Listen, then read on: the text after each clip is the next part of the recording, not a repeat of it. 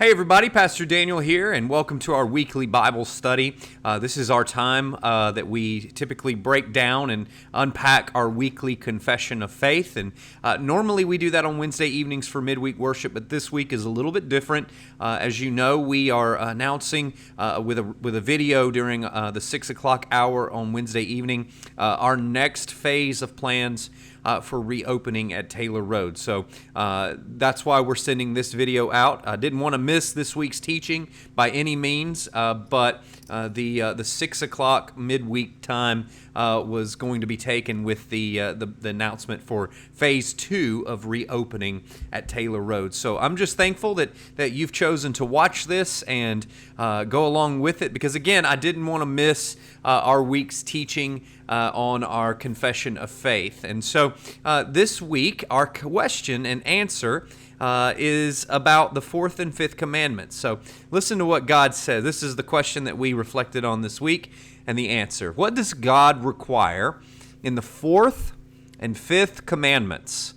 4th, that on the Sabbath day we spend time in public and private worship of God, rest from routine employment, we serve the Lord with others, and so anticipate the eternal Sabbath.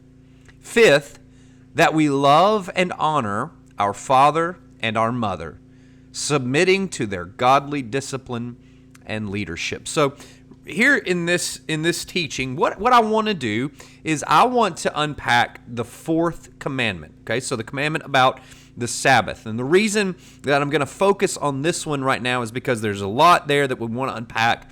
And also, I understand that 99.999% of the people that are watching this video are adults. Now, that doesn't mean that if your parents are still living and you're an adult, that you get out of the honoring your father and mother command.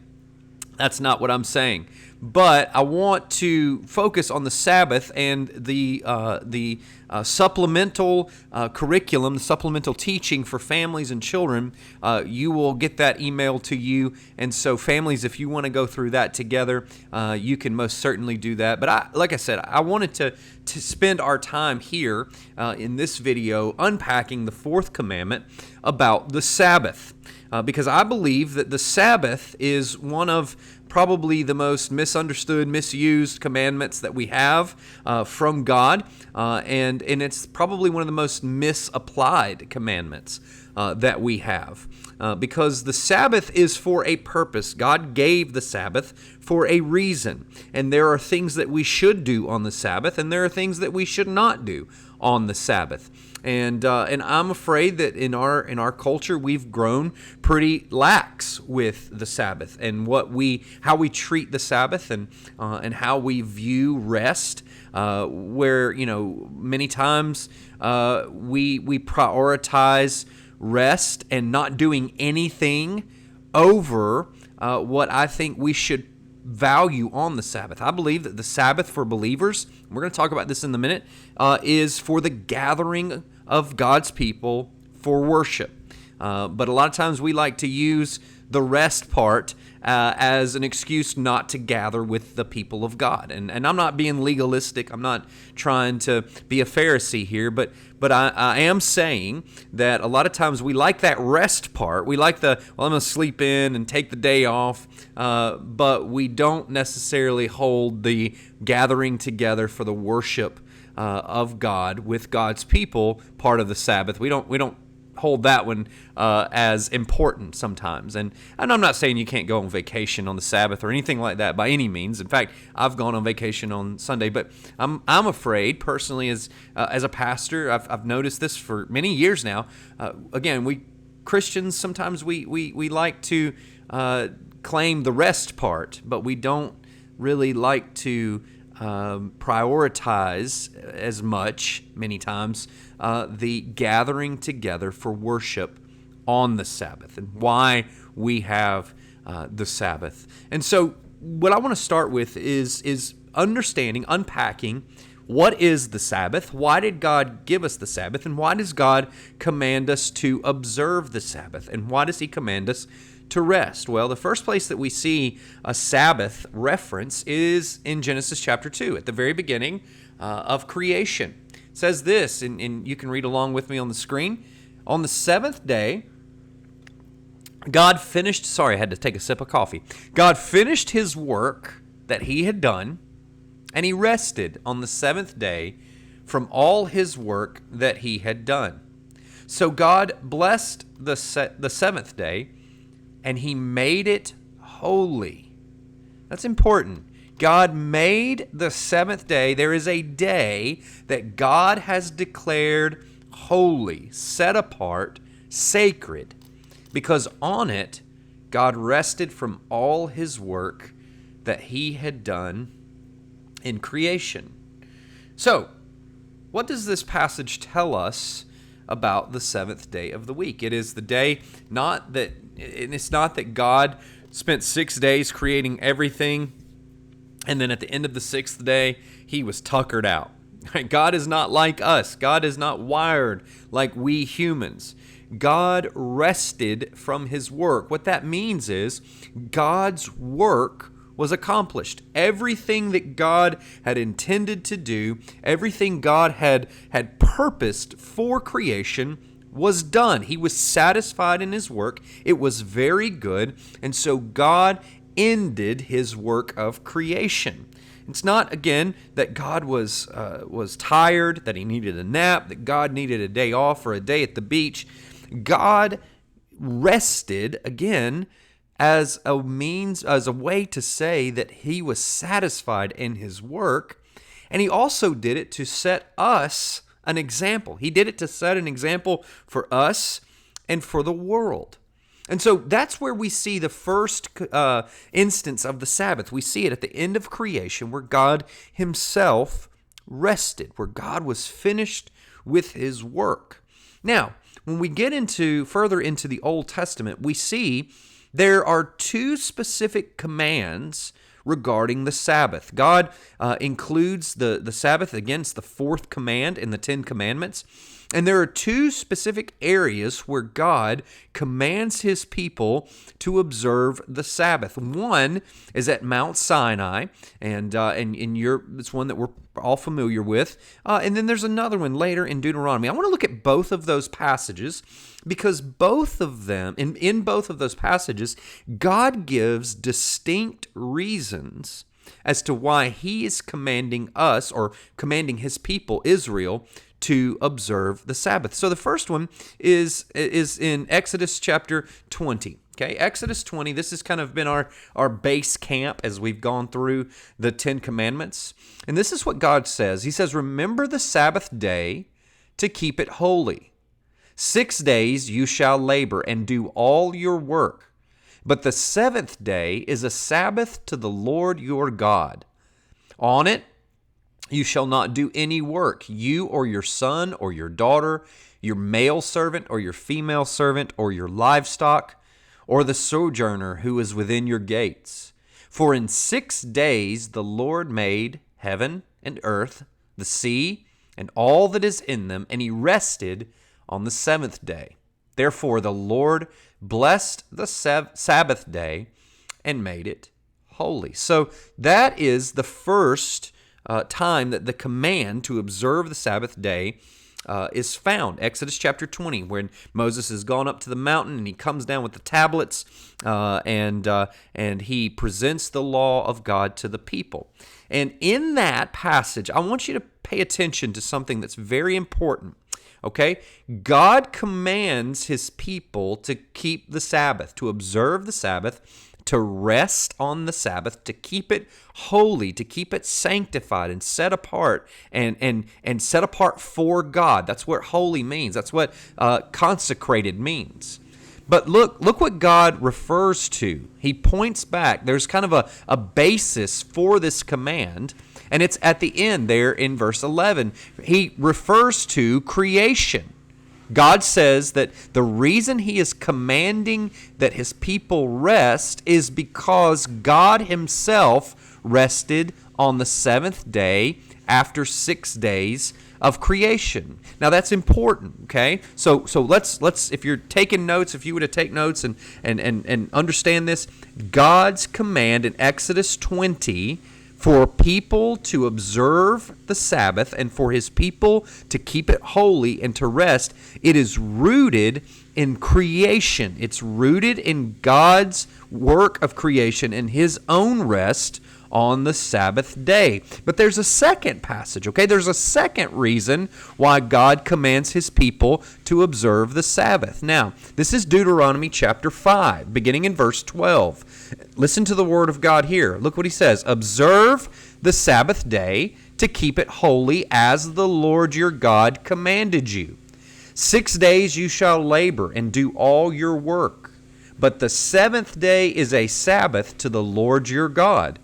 On it you shall not do any work, you or your son or your daughter or your male servant, your female servant, or your ox or your donkey, or any of your livestock, or the sojourner who is within your gates, that your male servant and your female servant may rest as well. Okay, so we stop there for just a second because this is what God has said. This is identical to the passage. See, Exodus 20, God starts the same exact way as he did in Exodus 20. He starts that same way in Deuteronomy. However, the basis for the origin of God's command to observe the Sabbath is different, right? Exodus 20, it was about creation.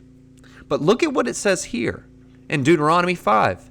Why are they to keep the Sabbath? Why are they to observe the Sabbath and rest? Well, he says, you shall remember that you were a slave in the land of Egypt, and the Lord your God brought you out from there with a mighty hand and an outstretched arm. Therefore, the Lord your God commanded you to keep the Sabbath day. Now, that's interesting, isn't it? That the Exodus 20 passage, God says that we are to keep the Sabbath, that we are to consecrate that day and keep it holy because God rested. He points to creation, God's work of creation and resting after creation. Here in Deuteronomy, God says you are to observe the Sabbath to commemorate your freedom from slavery. Isn't that interesting? That God is wanting his people to remember that they at one point didn't have a Sabbath. That one time they were enslaved in Egypt, that they worked for Pharaoh, that they were slaves in a foreign land, and they worked every day as slaves. And God is reminding them here in Deuteronomy, you are no longer slaves. You are now my people living in my land. And you are living under my authority and my good rule and reign. And God says, you don't have to work like you did for Pharaoh. I am a good master, God says, and I'm going to give you a day of rest. So who is the Sabbath for? Who is the Sabbath for? Well, we see in those passages in Exodus 20 and Deuteronomy chapter 5, we see there are specific groups or specific people that are mentioned that the Sabbath was intended for. But look here in 23, Exodus 23:12. Look, your ox, your donkey, the sons, aliens, not UFOs, but those who are strangers and foreigners, immigrants. God says that this land, this rest, if you were in God's covenant people, if you were part of the people of Israel, it wasn't just you that God wanted to enjoy rest. It was the people of Israel. It was all of the animals. It was all of the sons, all of the daughters, all of the servants, and even the immigrants, even those who were not part of the people of God, but were living among them. In fact, here in Leviticus 25, look what God says. When you come to the land that I give you, the land shall keep a Sabbath. Even the land is going to rest. Look at that. 6 years you shall sow your field, and for 6 years you shall prune your vineyard and gather in its fruits. But in the seventh year there shall be a Sabbath of solemn rest for the land, a Sabbath to the Lord. You shall not sow your field or prune your vineyard. Isn't that interesting? That's huge. that what God is doing at Mount Sinai, when God delivers his people out of slavery and bondage, he is pointing them to two things. He's pointing them to creation, right? The 6 days of creation, and he's pointing them to their freedom from slavery.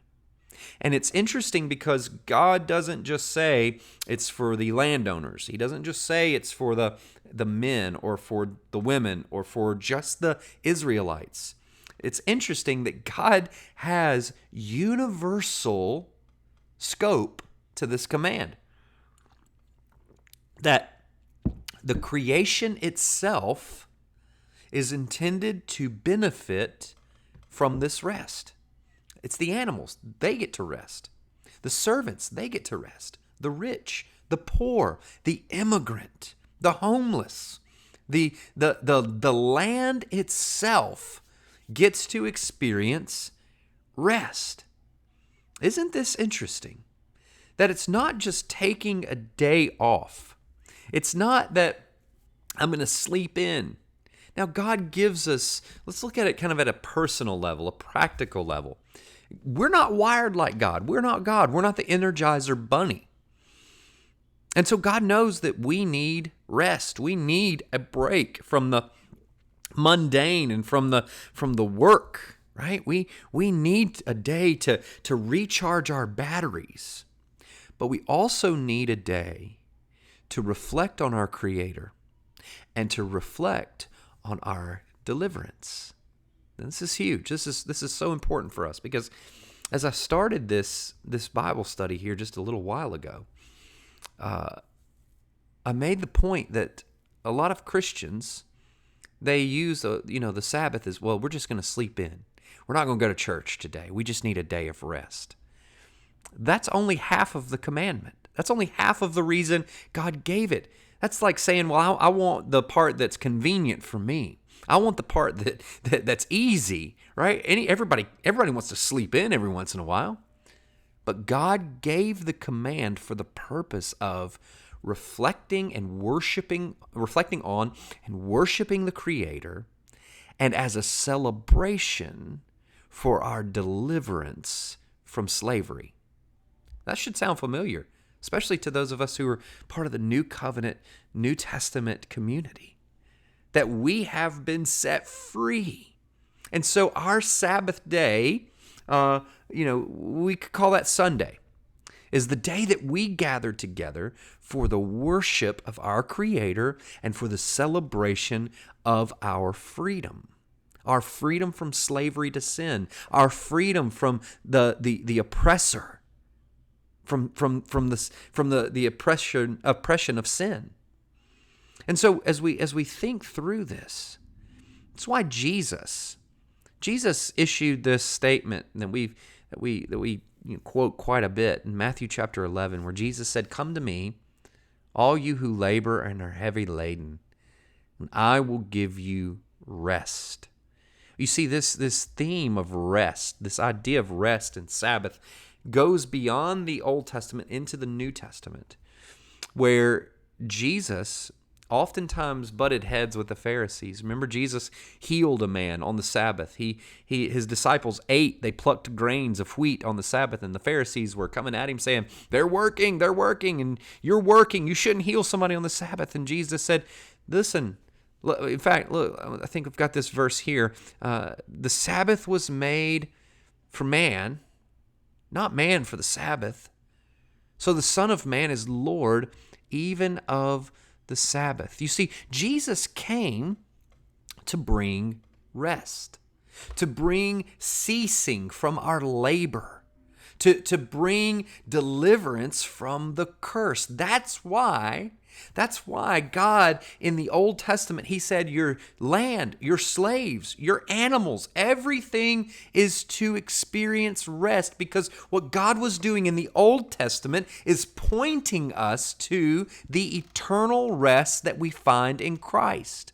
That's why God started in the Old Testament in Exodus pointing back to creation, and he's saying there is coming a day when you will get to rest forever in eternity.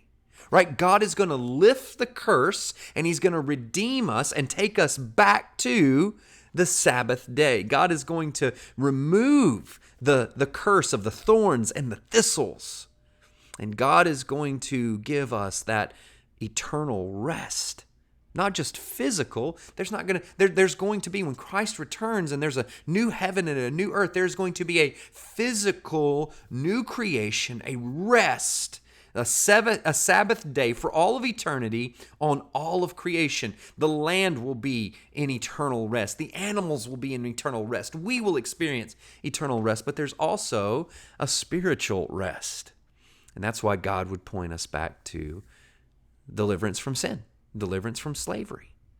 And this is what the writer of Hebrews actually points out to us in Hebrews chapter 4. So then there remains a Sabbath rest for the people of God. For whoever has entered God's rest has also entered rest from his works as God did from his. And then Revelation 14, this talks about those who have rejected Christ will be separated from God for all of eternity. But then those who have entered into that rest of Hebrews 4, that rest of Christ, those who have ceased from their work, ceased from their self-righteousness, and have rested in the righteousness of Christ, look at what it says. Blessed indeed, says the Spirit, that they may rest from their labors, for their deeds follow them.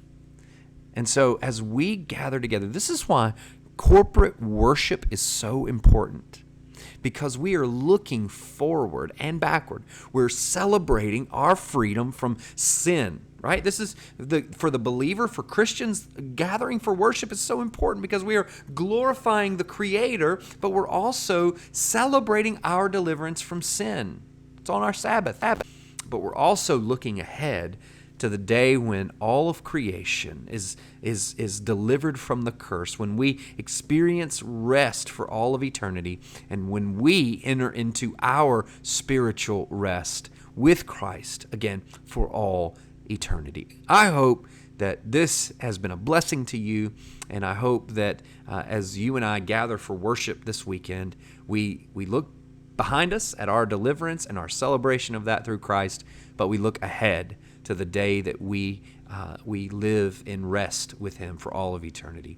Y'all be blessed.